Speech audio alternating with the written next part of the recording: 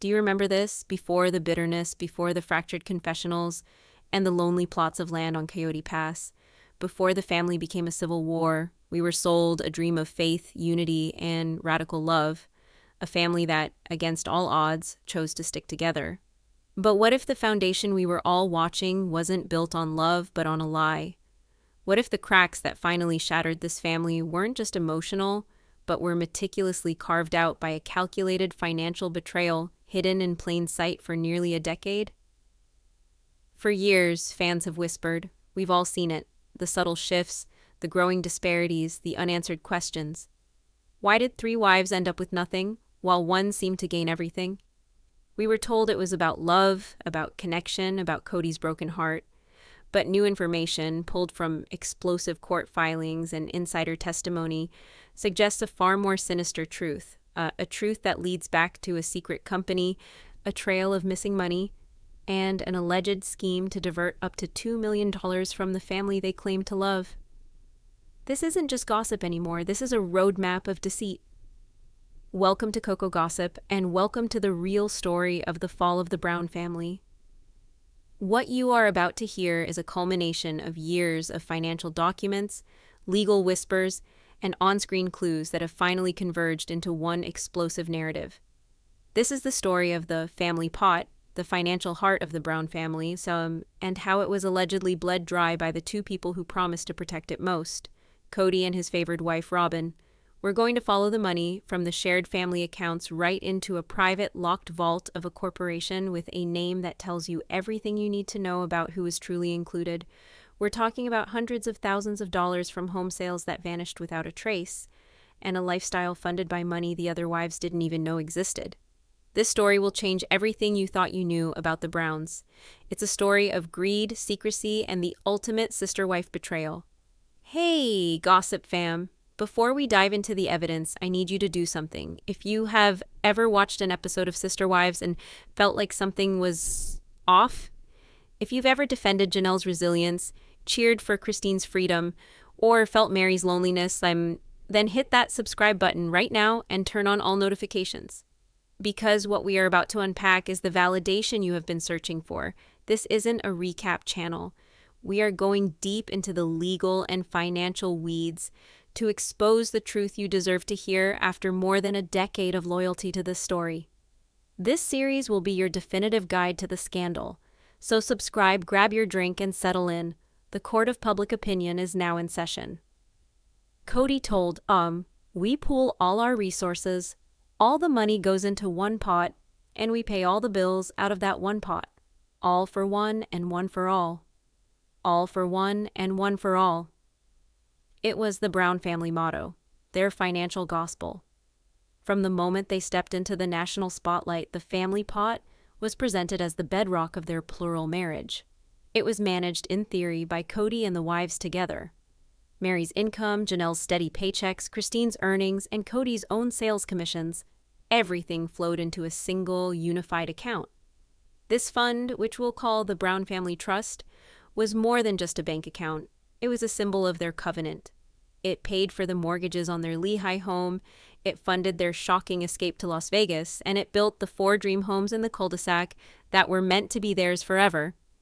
The system worked because it was built on a fragile, but at the time, functional foundation of trust. Janelle, the pragmatic accountant of the family, often oversaw the books. Christine contributed with fierce loyalty. Meri, as the first wife, had a foundational stake. Everyone sacrificed, they drove used cars, budgeted fiercely, and declared bankruptcy to keep the collective dream alive. They were all in it together, weathering the same financial storms. And then, in 2010, the dynamic shifted forever. Robyn Sullivan entered the family, and while her arrival was framed as a spiritual and romantic expansion, it was, from day one, also a profound financial event. Unlike the other wives who had built the family's wealth from scratch over 16 years, Robyn arrived with 3 children and significant debt. The family, true to their one-for-all pact, absorbed it. They took it on as their own. It was the first major withdrawal from the Bank of Trust, but no one seemed to complain out loud. The first sign that financial equality was beginning to erode came with a project you all remember, My Sister Wife's Closet. On the surface, it was a beautiful idea. a business venture for all four wives to run together, a way to capitalize on their fame and build a legacy. But from the beginning, it was Robyn's passion project. She had the design vision, she was the face of the brand. And while the other wives were expected to contribute labor and ideas, sources close to the family alleged that the financial structure of the business was murky from the start. It was another entity, another pot of money that seemed to operate under a different set of rules. The business struggled for years, reportedly draining resources from the main family pot with very little return. For fans, it became a symbol of Robyn's influence and a source of quiet resentment. But it was only a rehearsal for what was to come. Real financial schism, the one that court documents now point to, began around 2016. The family was at the peak of their Las Vegas stability, the show's ratings were strong, and their TLC income was higher than ever. It was at this moment, when the family pot was at its fullest, that a new, secret, and exclusive entity was born. State of Nevada, Articles of Incorporation, DABSARK Entertainment, LLC DABSARK Entertainment, LLC. It sounds like a random corporate name, doesn't it? But it's not random at all. It is an acronym, a declaration of who truly matters in this new chapter of the Brown family. D. Dayton. A. Aurora B. Brianna S. Solomon. A. Ariella R. Robyn K. Kody Dayton. Aurora, Brianna, Solomon, Ariella, Robyn, and Kody. There is no Logan, no Aspen, no Leon, no Hunter, no Madison, no Pedon, no Mykelti, no Garrison, no Dayton, no Gwendolyn, no Isabel, no Savannah, no Truly. There is no Meri, no Janelle, no Christine. This wasn't a family business. This was a dynasty, a private corporation established by Kody and Robyn for the sole benefit of Kody Robyn and their children. And the central allegation shaking this family to its core is that DABSARK Entertainment became the vehicle to systematically drain money from the Brown family trust. It was the secret vault. So how did it work? It was allegedly a simple yet devastatingly effective two-step process. Step 1, control the inflow. As the patriarch and the primary contract holder with TLC, Kody Brown had ultimate control over where the show's income was deposited. Filings and insider sources suggest that while a portion of the TLC money continued to flow into the main Brown family trust to maintain appearances and pay the basic family bills, Kody began directing an ever-increasing percentage of those funds directly into the DABSARK account. The OG wives and their children just saw less money coming in. They were told it was budget cuts, rising expenses, the cost of living. They were told to tighten their belts, unaware that a separate private feast was being funded in secret. Step 2. Seize the assets.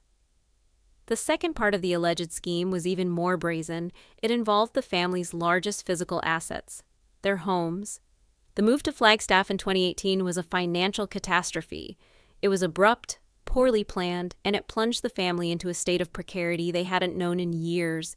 They were now carrying the expense of 4, then 5 rental properties in Arizona, plus the mortgages on their 4 unsold homes back in the Las Vegas cul-de-sac. The financial pressure was immense. The only way to relieve that pressure was to sell the Vegas homes and use the equity to pay down debt, and, most importantly, to build on Coyote Pass. That money was their lifeline. It belonged to the entire family. It was the return on their collective investment, a montage of for sale signs in front of the 4 Vegas homes. Meri's house is sold, Christine's house is sold, Janelle's house is sold, Robyn's house is sold. Hundreds of thousands of dollars in equity were finally unlocked. That money was supposed to go back into the Brown family trust, to be allocated for the good of the entire family, but for one wife, that's not what happened. Janelle Brown, the family's financial rock, the one who always worked, always contributed, always put the family's financial health first. Her home in Las Vegas sold in April of 2019 for approximately $575,000. After paying off the mortgage, this left a substantial amount of equity. Equity that Janelle desperately needed. Equity that belonged in the family pot. Lawyer said, "Ms. Brown, after the sale of your Las Vegas property, records show a net proceeds of approximately $385,000. Were you aware of where these funds were transferred?" Then Janelle said, I was told it went into the family account to be used for Coyote Pass. Then lawyer said, our records show the entirety of that $385,000 was transferred not to the Brown Family Trust, but directly to an account for DABSARK Entertainment, LLC. Did you authorize this transfer, Ms. Brown? Janelle: no, I did not. Lawyer: so, to be clear, nearly $400,000 of your equity was moved into a private corporation controlled by Kody and Robyn Brown without your knowledge or consent? Janelle: that is correct. $385,000 vanished, rerouted from the woman who had spent 30 years building the family's wealth, and funneled directly into the private coffers of the man she called her husband and the wife who held his favor. This wasn't a clerical error. The court filings alleged this was the blueprint. This was the scheme in action. While Janelle was being prepared to move into a trailer on a barren patch of land, her own money was allegedly being used to solidify Kody and Robyn's financial fortress. Timeline graphic. April 2019, Janelle's home sells. $385,000 in equity is generated. May 2019, funds are allegedly transferred to DABSARK LLC without Janelle's consent. June 2019, Kody and Robyn close on their $890,000 Flagstaff home. The timeline is damning. The money from Janelle's house sale provided a massive, immediate cash injection into DABSARK Entertainment, just as Kody and Robyn needed a significant down payment for their sprawling new home and property, a home Christine was famously not allowed to have a porch at, a home Janelle and Meri would rarely feel welcome in. This single transaction, this one alleged act of financial diversion, represents the entire story in miniature. The trust of the original pact being exploited, the needs of an OG wife being ignored, the assets of the collective being used to fund the comfort and security of the chosen few. And this, Gossip Fam, was just one transaction. The filings suggest a pattern, a multi-year strategy of redirected funds and hidden assets. The sale of the Vegas homes was a heist. But the evidence of how they spent the money, the secret credit cards, the lifestyle hidden from the cameras, the alleged forgeries, that's where the conspiracy truly unravels. In part 2 of this investigation, we are going to follow that $385,000 and the rest of the missing money. We will pull back the curtain on the alleged paper trail. We'll examine the unauthorized credit accounts opened in the family's name, the luxury purchases that never appeared on the show, and the allegations of forged signatures on financial documents that gave Kody and Robyn unfettered access to the family's dwindling fortune. The foundation of deceit had been laid. Next, we build the case. Of course. Let's dive directly into the damning evidence. Part 2 will be meticulously detailed, focusing on the specific financial mechanisms and the alleged paper trail that allowed the scheme to operate undetected for years. It will build on the foundation of Part 1 and escalate the sense of betrayal. In Part 1, we uncovered the foundation of the alleged fraud, the creation of a secret family within a family, DABSARK Entertainment, and the bombshell allegation that $385,000 of Janelle Brown's own money was rerouted into Kody and Robyn's private company. But that revelation opens up an even more disturbing set of questions. How could a sum that large be moved without her knowledge? How could they spend it without the other wives noticing? How do you hide a secret, lavish lifestyle when you live on camera? To understand how the deception worked, you first need to understand the power structure of Brown Family Inc.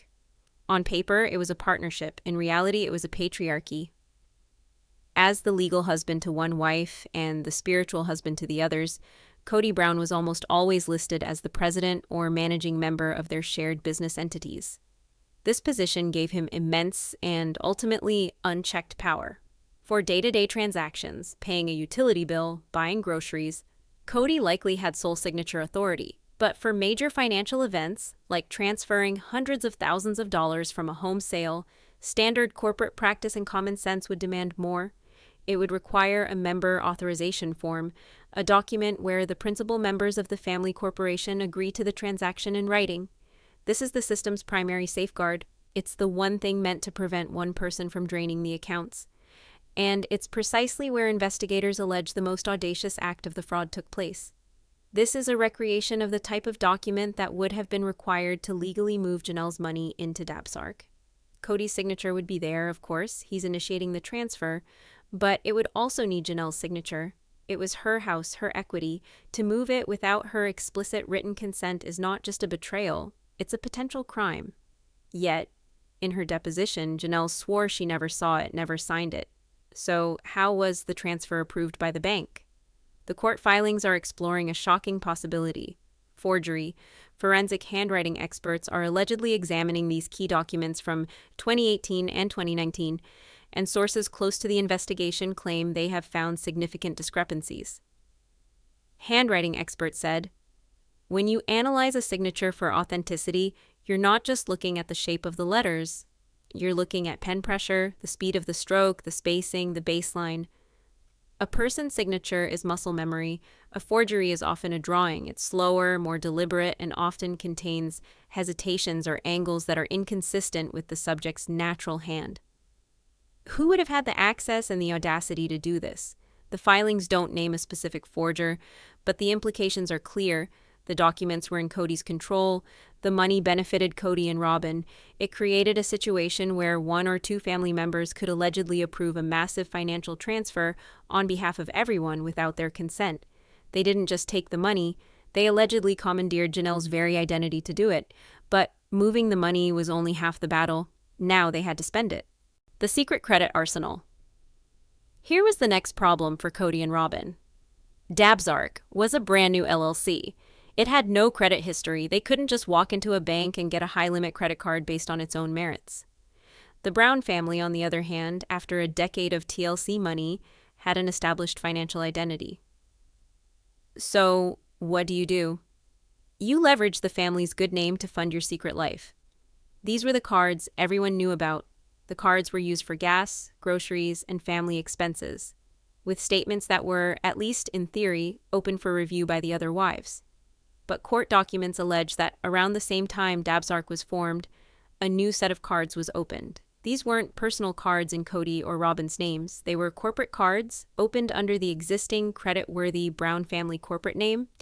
But there was a crucial deceptive difference. The billing address was routed to a private P.O. box controlled exclusively by Kody and Robyn. This was the masterstroke. It allowed them to spend like a Brown, using the family's established credit and reputation, while the bills, the evidence of their spending, were sent to a secret location and paid for by the diverted funds sitting in the DABSARK account. Meri, Janelle, and Christine wouldn't see the statements. They wouldn't see the charges. They were completely in the dark. And the charges tell a story. Victoria's Secret online order, $450. Nordstrom, Flagstaff, $2,200. Fine Jewelers of Scottsdale, $8,500. A recurring charge for a luxury vehicle lease, a Lexus, $750 month. A purchase from a high-end collectibles website, listed as precious figurines, $800. Charge, $12,000. Down payment for KB personal vehicle. While Kody was on camera telling his family they were so broke they might have to sell their blood, DABSARK's secret credit cards were allegedly funding a life of comfort and luxury. That sports car Kody was seen driving, the filings suggest it wasn't paid for by the family pot, but by the secret DABSARK pot, a pot filled with money that should have been used to pay down debt or build on Coyote Pass. This is the heart of the betrayal. It's not just about the money, it's about the two realities it created. While Janelle was literally unhitching her trailer in the dirt, wondering how she would afford to connect to water and septic, Robyn was allegedly curating her collection of figurines worth tens of thousands of dollars, paid for by accounts Janelle didn't even know existed. While Christine was fighting tooth and nail to get Kody to approve and help fund a life-changing surgery for their daughter, Kody was allegedly using DABSARK funds to make payments on a vehicle that served no one but himself. The infamous knife in the kidneys quote from Kody about Christine's betrayal takes on a chilling new context when you realize he was allegedly holding the family to a standard of poverty he and Robyn were not participating in. The paper trail reveals a calculated long-term strategy. It wasn't one bad decision. It was 1,000 small secret choices. A forged signature here, a new credit card there, a redirected payment, a hidden statement. Over years, these small choices snowballed into a $2 million mountain of debt for the family and a $2 million empire for Kody and Robyn. They created a system where the OG wives and their children bore all the financial risk and sacrifice of the family, while Kody and Robyn reaped the rewards in private. We've seen the scheme, we've followed the paper trail, but the most insidious part of this entire story is how they got away with it on camera for so long. How did they justify the disparities? How did they answer the questions? They gaslit them. They gaslit the family, and they gaslit us, the viewers. In the final part of our investigation, we will expose the on-screen cover-up. We will dissect the confessionals, the family meetings, and the public statements where Kody and Robyn created a false narrative of financial struggle to hide their growing wealth. We will explore the psychological manipulation that kept the other wives confused, guilty, and compliant for years until it all finally became too much to bear.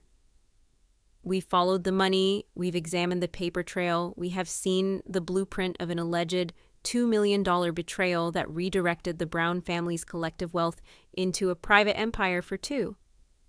But the most brilliant crimes are not just about numbers and secret accounts. The true dark genius lies in the cover-up. How do you commit a slow-motion heist in front of millions of viewers? How do you convince three intelligent, capable women that the financial ground beneath their feet isn't crumbling when they can feel the tremors every single day? The most powerful tool in their arsenal was this, the confessional. For us, it was a window into their thoughts, but for them, it was a propaganda desk. It was a place where they could spin a narrative, retroactively justify their actions, and control the story that both the audience and the other family members would see months after the events actually happened. It was here that Kody and Robyn allegedly waged their narrative war, built on 4 distinct pillars of manipulation. The first and most crucial pillar was the constant performance of poverty. To prevent anyone from questioning where the money was going, Kody and Robyn had to convince everyone that there simply was no money. Kody said, "We are bleeding money, we are hemorrhaging money. I'm not going to have any retirement. I'm going to be a 70-year-old man working my tail off. Financially, we are on the verge of collapsing." He sounded desperate. He looked panicked. We, the audience, felt his stress. The wives felt his stress. It was a masterful performance, because while he was delivering these lines to a camera, the secret DABSARK accounts were allegedly flush with cash. While he was claiming potential bankruptcy, the secret credit cards were allegedly funding a lifestyle of comfort and acquisition. This performance reached its peak with Janelle's RV. On the show, it was framed as a quirky, can-do solution to the family's financial woes. Kody even played along, pretending to be a rugged outdoorsman. But now, with the knowledge of Janelle's missing $385,000, this scene plays not as comedy, but as cruelty. He was standing on the land that Janelle's own money should have been building on, watching her live in a trailer without basic utilities, all while allegedly knowing that her equity was sitting in his private company account. He wasn't sharing her struggle. The evidence suggests he was a key architect of it. It was the ultimate poverty performance, designed to make Janelle feel that her hardship was a shared family sacrifice, when in reality, it was hers alone. When the poor performance wasn't enough, and the wives began to ask pointed questions, Kody and Robyn allegedly deployed their second tactic: find a scapegoat. The goal was to shift blame and create division, making it impossible for the wives to unite against them. The primary target of this strategy, Christine. Christine was portrayed as the source of negativity, the one who wasn't a team player. When she questioned the financial insanity of the Flagstaff move, she was labeled difficult. When she expressed her unhappiness, she was accused of sabotaging the family. Robyn said, it's hard when one of our family members is saying things that make us look like we're these horrible people." Notice the language. Robyn isn't addressing the substance of Christine's complaints, the financial instability, the emotional neglect. She is reframing it. Christine isn't raising valid concerns. She's making them look bad. This tactic cleverly deflects from the real issue, the financial black hole, and transforms it into a PR problem caused by a disloyal wife. They made Christine the villain of the story, so no one would listen when she was actually speaking the truth. She wasn't just leaving a broken marriage, She was escaping a system that had made her the designated scapegoat for its own failings. The third pillar was more insidious. It was the psychological masterstroke used to keep the remaining wives in line, especially Meri. The price of admission into Kody and Robyn's inner circle was absolute, unquestioning loyalty. For years, we watched Meri bend over backwards to prove her devotion.